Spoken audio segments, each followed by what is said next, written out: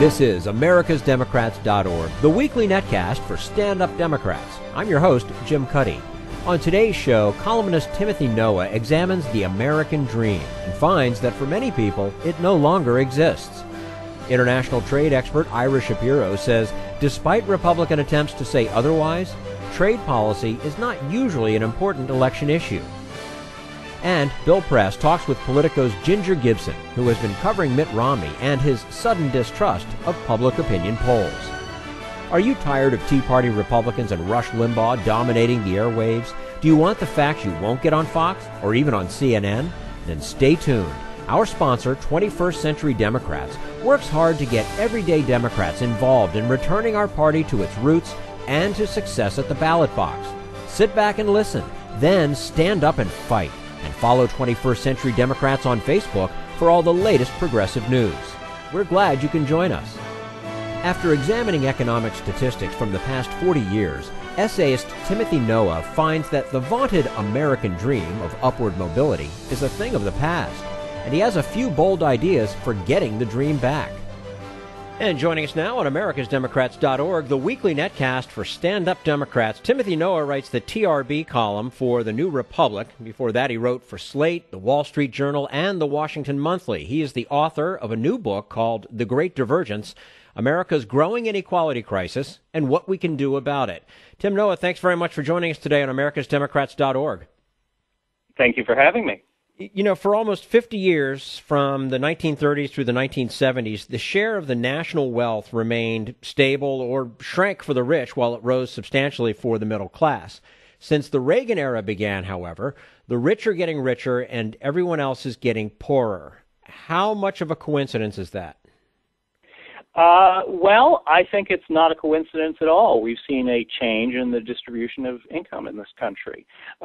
We have seen a decline in the middle class, and we have seen the rise of the investor class, and that has had consequences for income distribution. Now, the growing income inequality and the lack of social mobility in the United States is striking when you compare it to other countries, both in Europe and in developing countries. Where do we rank? We rank surprisingly poorly, and this was actually a surprise to me when I did the research a few years ago. It's since been discussed a bit more publicly, but you know, a lot of people think, well, we don't have to care about a trend towards growing income inequality because you know, our saving grace in the United States is mobility. We have such terrific upward mobility.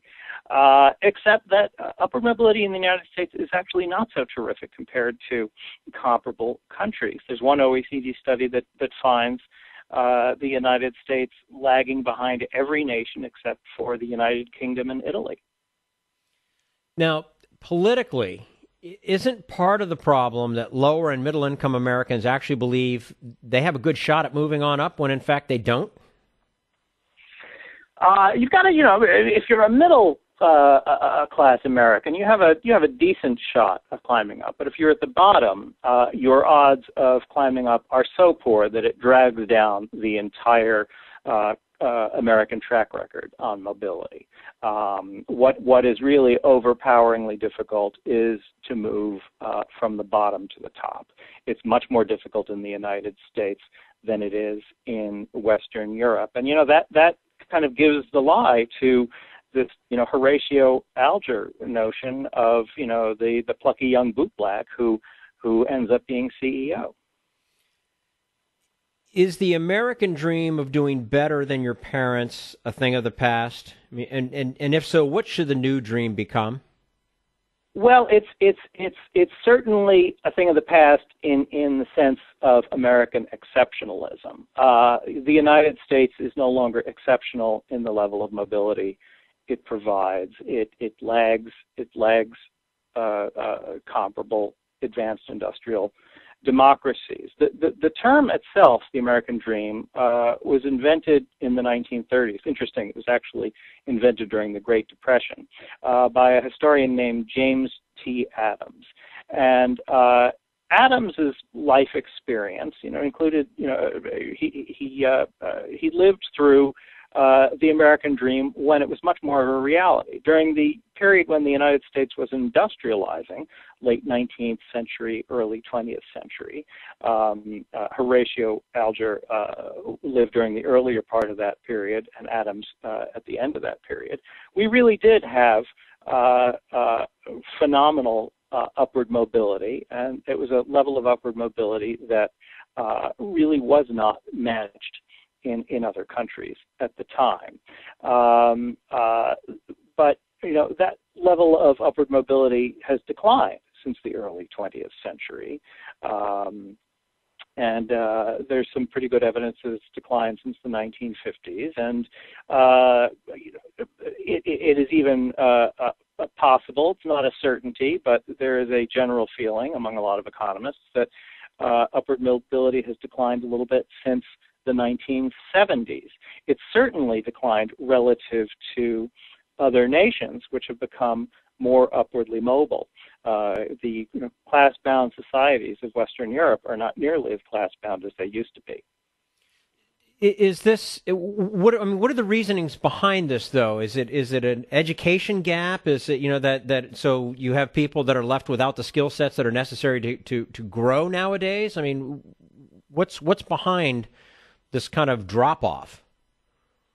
Well, the drop-off in upward mobility, I'm not really clear. Its causes are multifold, but there's some evidence that when you have excessive income inequality, that actually becomes a drag on upward mobility. Alan Kruger, chairman of the Council on Economic Advisors, has done some interesting work on this. He's come up with something called the Great Gatsby curve, which just sort of plots the level of income inequality against the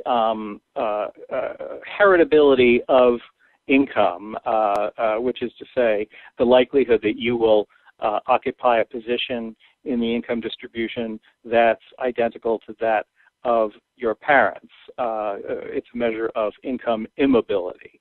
And he finds that income immobility does seem to correlate in a number of, as you look at a whole range of countries around the world, the countries with higher immobility also seem to have higher income inequality. Now, nobody knows exactly what the causal relationship is, but the Brookings scholar, there is a Brookings scholar, Bell Sawhill, who has posited that as the rungs of the ladder grow farther apart, the ladder gets harder to climb. It does make a certain amount of common sense. Mm-hmm. We're speaking with Timothy Noah, who writes the TRB column for The New Republic. He's the author of a new book called The Great Divergence, America's Growing Inequality Crisis, and What We Can Do About It. Tim, you have some bold proposals about taxation, the size of government, regulation of Wall Street, capping the cost of college, and strengthening unions.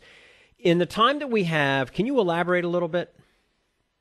Yes, I think that we need to impose government price controls on college tuition because education is part of the answer. We need to provide college education to a bigger part of the population, and colleges are pricing themselves out of sight for people at the lower end of the income spectrum now. That needs to change. I think the government needs to say that college tuitions can only rise by a certain percent year to year. It's, price controls are not a particularly great solution to most problems, but, they are a last resort, and the last resort needs to be applied. I would also break up the big banks.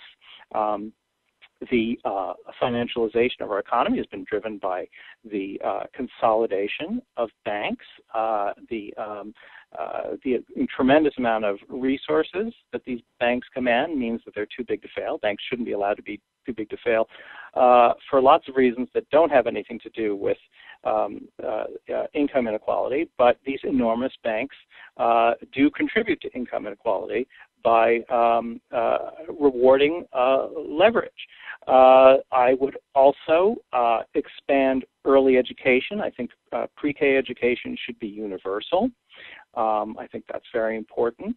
And we need to revive the labor movement. That is perhaps the most difficult task here, but the government policy has consistently opposed or limited the growth of labor in the United States. We've seen a decline in union density from close to 40% in the 1950s to 7% today. It's as if the New Deal never happened. That's partly because of the 1947 Taft-Hartley law, parts of which need to be repealed.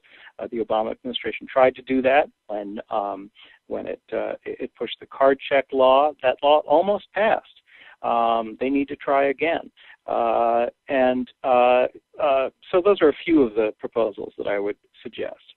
Now, although your ideas may make great sense to perhaps even people in both parties, doesn't today's political climate pretty much render them just pipe dreams?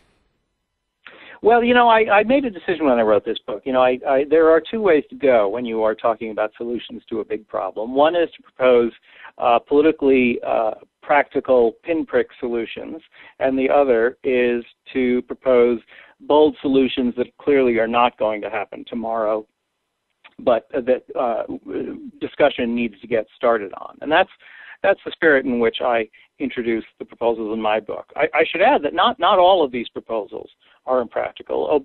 President Obama campaigned in 2008 on expanding early education. There's actually a lot of bipartisan support for it. It's mainly, at this point, just a question of figuring out where the money would come from.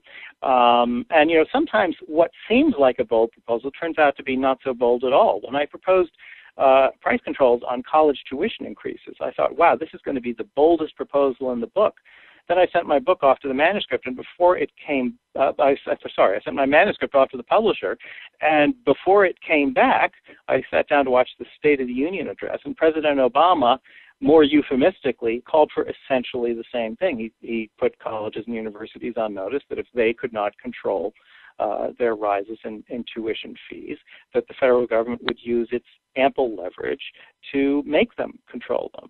So, I think we shouldn't be too hasty in deciding what is practical and what is impractical. Obviously, President Obama hasn't done much about that proposal, but at the same time, it's interesting, Republicans did not condemn him for it. It was a fairly radical proposal when you think about it, but he did not get called a socialist for saying we need to put a choke chain on college tuition. And I think the reason is that, I think there are two reasons. One is that Republicans have no great love for America's colleges and universities. And I think the other reason is that Republican members of Congress are just like everybody else in that they want to send their kids to college, and they are absolutely flabbergasted at the run-up in prices. Okay. Timothy Noah writes the TRB column for The New Republic, author of The Great Divergence, America's Growing Inequality Crisis and What We Can Do About It. Tim, thank you so much for joining us today on americasdemocrats.org. Okay, thank you very much. And we look forward to speaking with you again soon. This is americasdemocrats.org, the weekly netcast for stand-up Democrats.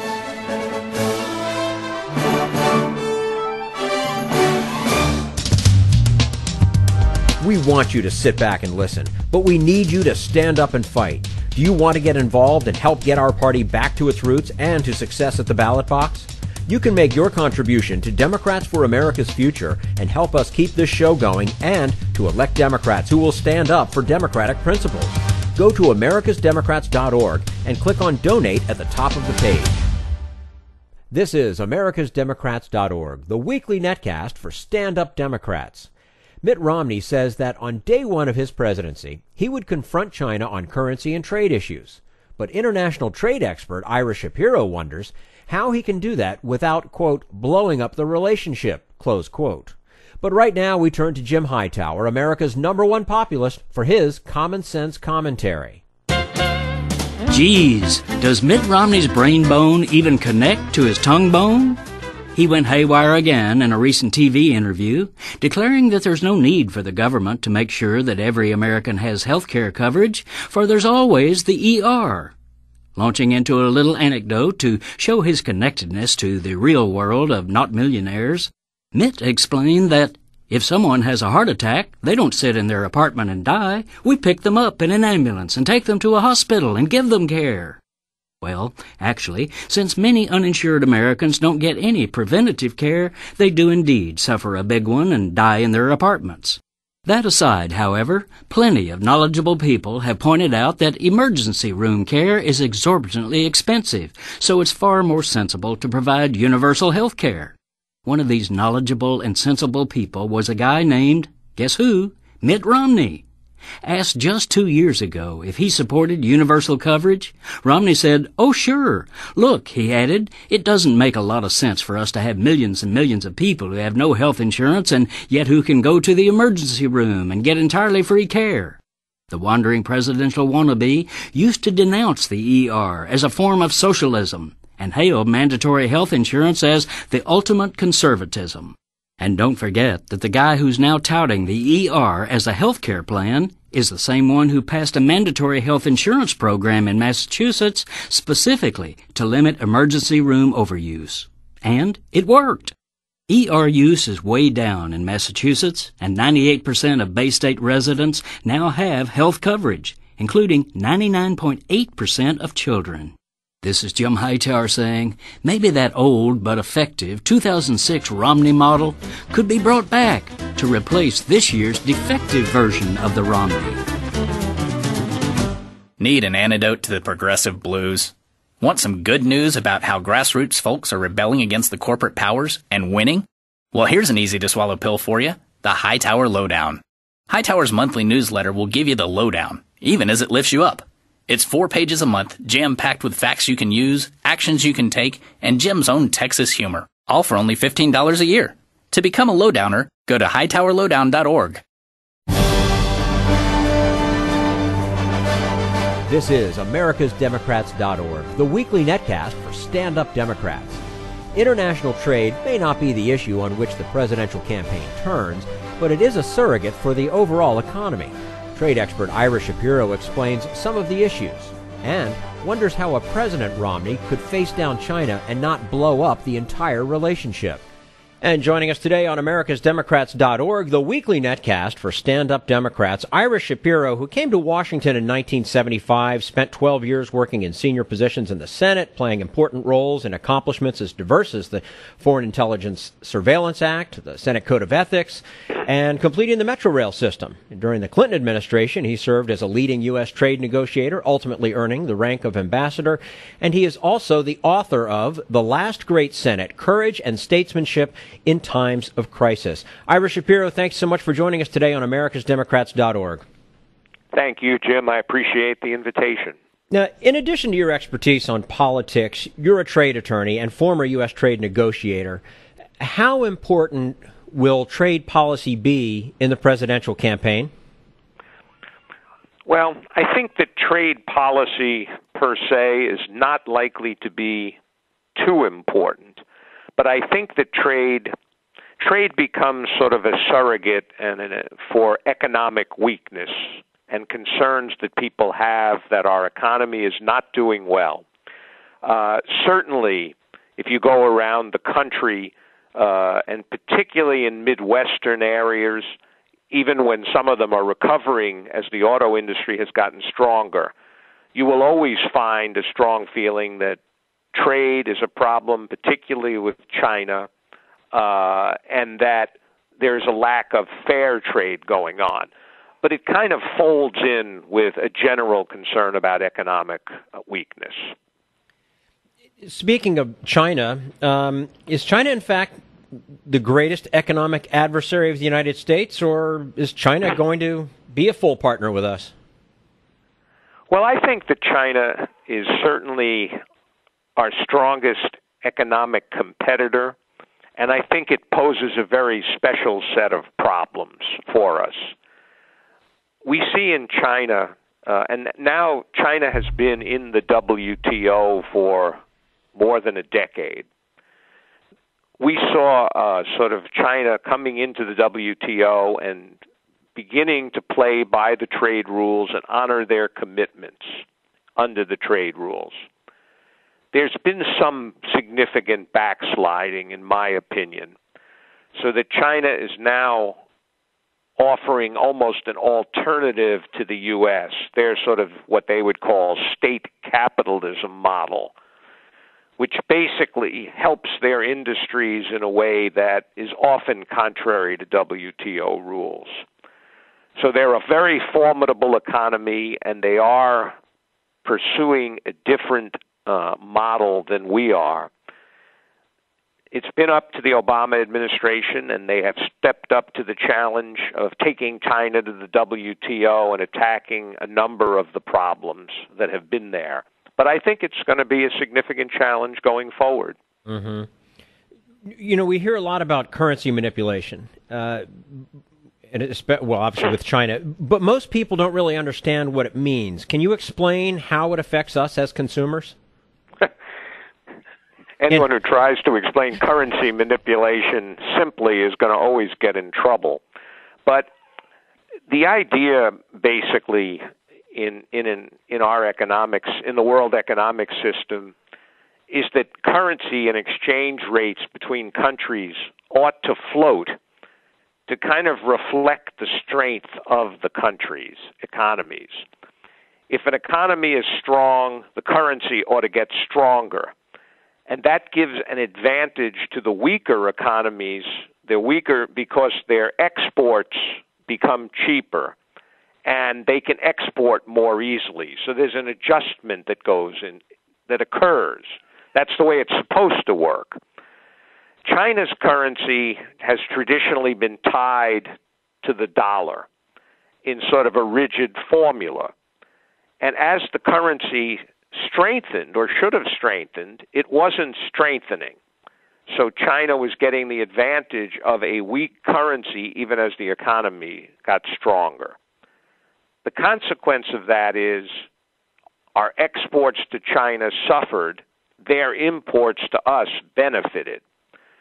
There's been some progress.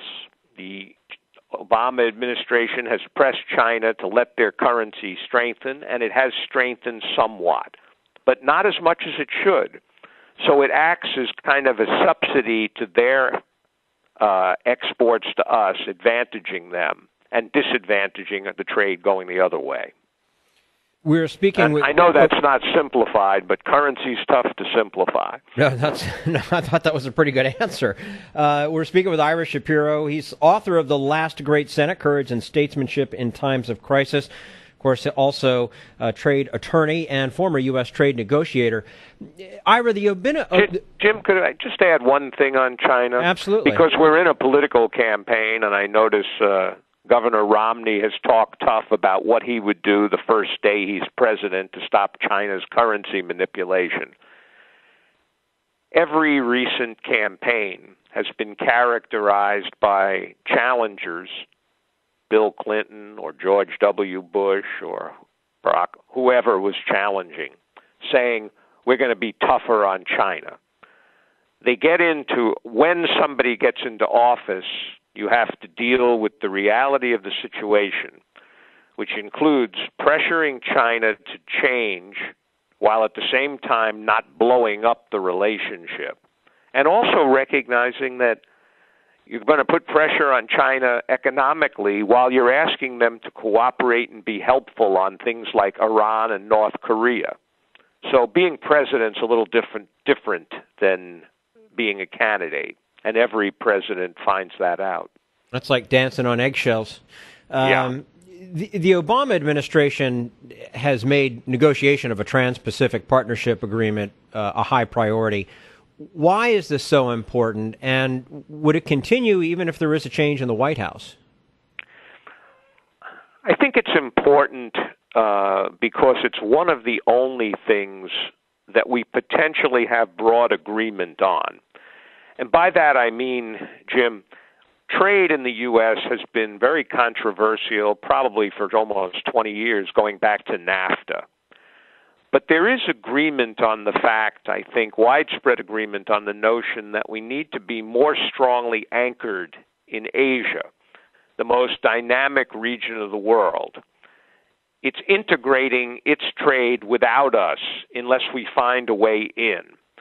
And so consequently, the Bush administration first and now the Obama administration has tried to pursue ways to strengthen our position in Asia. First with the Korea Free Trade Agreement, U.S.-Korea, and now is this Trans-Pacific Partnership Agreement. if it works out, it would be a high-level, high-standard agreement among now 11 nations, which would help our position vis-a-vis Asia and would provide a contrast to the approach being taken by China. So it works well for those reasons, and I think, although it's a complex negotiation, I believe that the Obama administration will complete it if the president's reelected. And if, God forbid, Romney becomes president, I think they will actually pursue it as well. In recent months, there's also been some intensified interest in a free trade agreement between the United States and the European Union. What do you think the chances that this will be successful? Jim, the idea has always had appeal. For many years, we've talked about it. It makes sense to have free trade, I think, between two very substantial economies that already have trade and investment relationships and are both advanced economies. In practice, it gets more difficult when you get right down to it. The Europeans take a different position on a lot of regulatory things than we do, and it becomes considerably harder as you actually get into it. The Europeans are devoted to the what we call the precautionary principle. So they don't really believe in determining whether exports should come in on the basis of sound science the way we do. There are a lot of differences. I think that whoever's president will try to pursue this, but I don't think it'll happen quickly or easily. And I also think that Europe is terribly absorbed with its own problems, as they should be. Mm-hmm. Again, we're speaking with Ira Shapiro, author of The Last Great Senate, of course, trade attorney and former U.S. trade negotiator. And before we let you go, Ira, where do we stand in terms of trade relations with Russia and the independent former Soviet states? Russia, after, I think, almost 30 years of discussions, Russia is now going to finally accede to or enter the World Trade Organization. And I think that's a benefit. A country as large as Russia should be in the WTO. And it will help, I believe, commitments they've made already will help to change their trade regime, make it more of a normal trading partner. At the same time, the United States has to decide whether to grant what we call normal trade relations to Russia. That requires a change in our law, the Jackson-Vanik law. I think we will change that law because if we don't, everyone else will get the benefit of Russia being in the WTO and we won't. Our exporters won't. But I hope that we will find another way to continue expressing our concerns about Russia's human rights record and, frankly, continuing to press them on Syria. But I wouldn't do it as part of continuing Jackson-Vanik or holding up their WTO accession. Okay. Ira Shapiro, author of The Last Great Senate, Courage and Statesmanship in Times of Crisis. Ira, thank you so much again for joining us today on americasdemocrats.org, and we look forward to having you back again soon. Jim, thanks so much for the opportunity. I look forward to talking again. All right, thank you. And this is americasdemocrats.org, the weekly netcast for stand-up Democrats.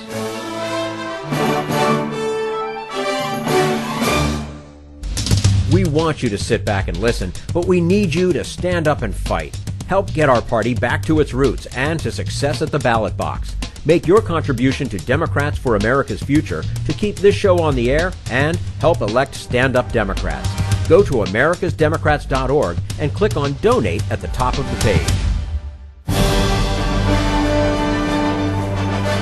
This is americasdemocrats.org, the weekly netcast for stand-up Democrats. And now, Bill Press talks with Politico's Ginger Gibson, who's been covering Mitt Romney. Mitt Romney in Ohio for the last 2 days with Paul Ryan. President Obama in Ohio yesterday. Ginger Gibson, national political reporter for Politico, was in Ohio with the Romney campaign. She's back in D.C. this morning, joining us on our Newsline. Hi, Ginger. Good to talk to you. Good morning. Thanks for having me. So, presidential candidate Mitt Romney in Ohio yesterday gets news that in the latest New York Times CBS poll, he is 10 points behind in Ohio. Here is, I'm sure you heard it when you were out there, Mitt Romney's official response. Well, I'm very pleased with some polls, less so with other polls, but frankly, at this early stage, polls go up, polls go down.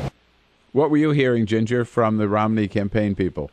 Romney's campaign is picking up the new sort of Republican line that we're hearing this year, that a lot of these public polls are being skewed. They're arguing the point that too many Democrats are being included in the sample, but they contend their internals are not as bad as the public polls. They won't say how bad or if they're bad, but they seem to be conceding they are bad. But that it's not over, and that he's got 40 days until the election to make the case, to be on the ground in these swing states, and to move those numbers. And isn't it true, though, that when a candidate is down in the polls, they always say polls don't matter, polls go up, polls go down. They dismiss them, and yet when they're ahead, they say, this shows we're winning, our strategy is working, right? Anyone who's down in the polls is going to tell us polls don't matter. Anyone who's up in the polls is going to tell us polls don't matter. And those of us who read polls are going to sit here and go, well, the polls say, all the way until we stop polling, I suppose. Did you get any hint of gloom or doom or despair? You know, there is some noted awareness is probably the best word that the polls are not good. I wouldn't say doom and gloom yet, but what appears to be an awareness, the polls are falling, and that they have a lot of room to make up, and an attempt to sort of spin these negative numbers in a way that makes Romney look better, which is like a hard feat. And so there's an awareness that things are starting to not look so sunny anymore. And we keep hearing that, well, this week is a new approach, right? This week we're going to take a new tack, a new direction.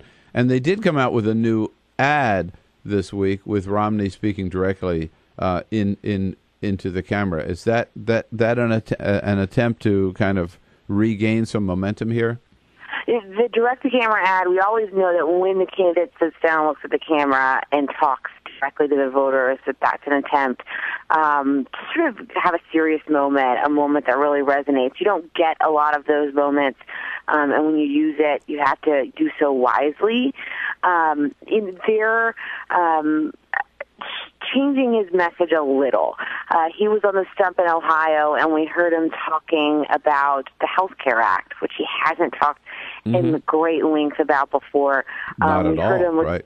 I mean, he gets on the stump and he says, I'm going to repeal it, and everyone cheers, and then he moves on. But yesterday, we heard him talking about what he thinks that the law does, that he puts the government between you and your doctor, that it restricts your ability to make your own medical decisions, which is not something he's talked about in a long time.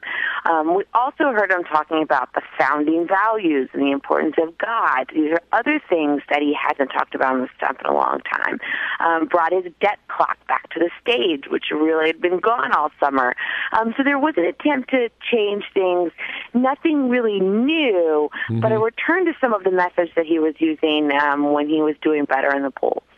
And we're talking with Ginger Gibson, national political reporter for Politico, has been on the road with the Romney-Ryan team. I wanted to ask you about, the two of them were together in Ohio. How do they play as a team? They do really well as a team.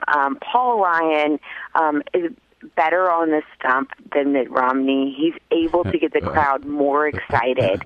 And when Paul Ryan warms up a crowd for Mitt Romney, it often means that the crowd's more excited, more amped up going into Romney's speech. And Romney feeds off of that. He gets more excited when the crowd is more excited.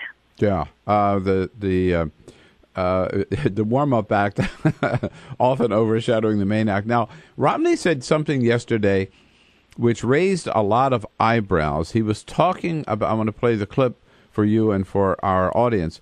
He was talking about his sort of mantra of cutting taxes, right? Cutting taxes for everybody. But he said, don't expect too much of a tax cut. Here is Mitt Romney yesterday. And so our individual income taxes are ones I want to reform, make them simpler. I want to bring the rates down. By the way, don't be expecting a huge cut in taxes, because I'm also going to lower deductions and exemptions. So that was kind of an ad lib, right? But if you were expecting a big tax cut from me, don't. Was he off message there? What was going on? He's moved around on that message a little bit. And what he's trying to say is, I'm not going to cut taxes for the rich. I'm going to reform the tax code. I'm going to come in and make a lot of changes so that everyone's paying the same amount that should be. And so you shouldn't expect a big tax cut, because while I'm going to cut the rate, I'm also going to cut all the loopholes. That's something he says at fundraisers a lot, and is part of his speech, those events. However, he made that remark at a rally, which is not an audience of people who are all high income. It's more of a mixed income crowd. So what he was trying to say is that he's not going to go in and slash rates a lot. He's just going to change the code. But he has in the past said as well he's going to cut taxes for people in middle to lower income brackets. Yeah, and also, I mean, the Ryan budget, which Romney has endorsed, cuts the top rate from 35 down to 25. Now, they say they'll make up for that lost revenue by closing some of these loopholes. But unless I missed it, Ginger, they haven't identified which loopholes they would close, right? You hit the nail on the head. A frustration a lot of reporters have when we talk about these kind of things is that we don't know what kind of loopholes he would close. Yeah. We don't know what kind of timeline these loopholes would be on. Right. We don't know how he would address them. So we talk about the tax code in really broad terms and with a lot of vagueness, because we just don't know. Right. It's murky at best. All right. Hey, Ginger, welcome back. Get some rest, and I know you'll be sending you out on the road again pretty soon. Ginger Gibson, always good to have you with us here on the Full Court Press. She's a national political reporter for Politico at Politico.com. That's all for americasdemocrats.org. Thank you to all who made today's show possible. Timothy Noah, Ira Shapiro, and the entire Bill Press team. And thank you for listening. If you liked what you heard, please get involved in our efforts to keep this show going and to elect Democrats who are bringing the party back to its roots. Go to americasdemocrats.org and click on Donate at the top of the page. And be sure to find 21st Century Democrats on Facebook.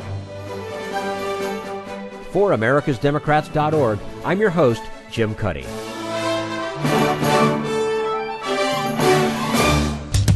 We want you to sit back and listen, but we need you to stand up and fight. Join us, support the show, and help elect Democrats who will stand up for democratic principles with your contribution today. Go to americasdemocrats.org.